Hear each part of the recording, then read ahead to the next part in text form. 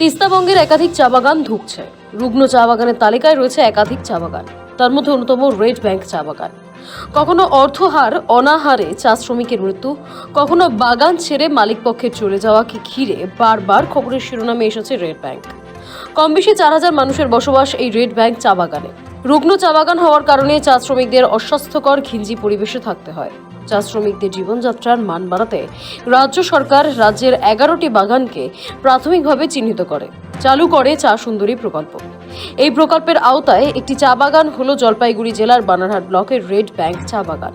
চা সুন্দরী প্রকল্পতে শ্রমিকদের একটি পাকা বাড়ি তৈরি করে দেওয়ার ঘোষণা করা হয়, যেই বাড়িতে 2টি ঘর, একটি বাথরুম, একটি রান্নাঘর এবং বারান্দা রয়েছে।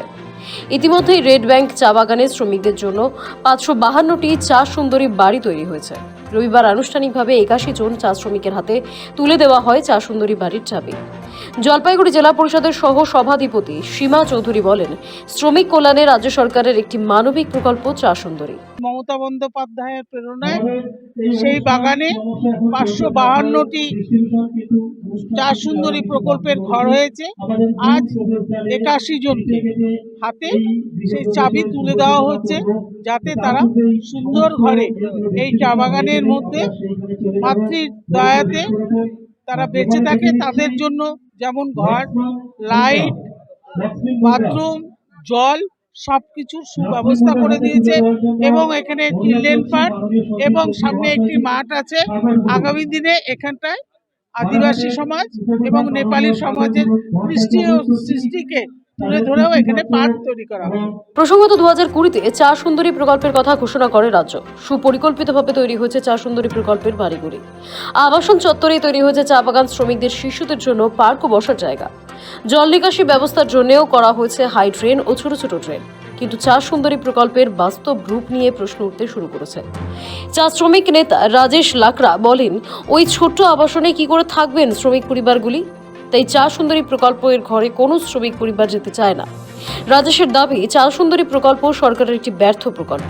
রাজ্য সরকার তো নিজেই ঠিক করতে পারতেছে না কি চা বাগানের শ্রমিকদের কোন প্রকল্পটা দিলে ভালো হয়। তো উনি না ঠিক করার পরে উল্টো পাল্টা নিয়ে আসতেছে প্রকল্প, যেটা ফেলিও। এইখানে যদি কোনো প্রকল্প করতো তো এখানকার চা শ্রমিকদেরকে জিজ্ঞেস করে করতো, চা শ্রমিকদের মতামত নিয়ে করতো, এখানে একটা ট্রেড ইউনিয়নকে নিয়ে মতামত নিয়ে করতো, তাইলে কিন্তু একটা ভালো জায়গায় যেতে পারবে। কিন্তু যেহেতু চা বাগানের শ্রমিকরা এরা তো সবাই আদিবাসী, গোর্খা, কিছু মুসলিম সম্প্রদায়, কিছু রাজবংশী সম্প্রদায় আছে, তাদের একটা ট্রেডিশন আছে। এরা বেশিরভাগে জঙ্গলে থাকতে পছন্দ করে, আপনার পাহাড়ে থাকতে পছন্দ করে। সেই কারণে ওই রকম ওই 1000 স্কোয়ার ফিট বাড়ি, যেখানে আপনার উঠান নাই, কিচেন গার্ডেন নাই, যেখানে কোনো পার্ক নাই, যেখানে আপনার বাচ্চাদের খেলবার জায়গা নেই, সেই সব জায়গাতে যেতে চাচ্ছে না। সেই কারণে চা সুন্দরী প্রকল্পটাকে মানুষ একেবারে নাচক করে দিয়েছে। এখন দেখার ব্যাংক চা বাগানের শ্রমিকেরা কতটা আপন করে নেয় চা সুন্দরী প্রকল্পকে। উল্লেখ্য, চা সুন্দরী প্রকল্প ঘর প্রদান অনুষ্ঠানে জলপাইগুড়ি জেলা পরিষদের সহ সভাধিপতি ছাড়াও ধূপগুড়ি বিধায়ক নির্মল চন্দ্র রায় ছাড়াও প্রশাসনের আধিকারিকেরা উপস্থিত ছিলেন। জলপাইগুড়ি থেকে সানি রায়ের রিপোর্ট, সময়, কলকাতা।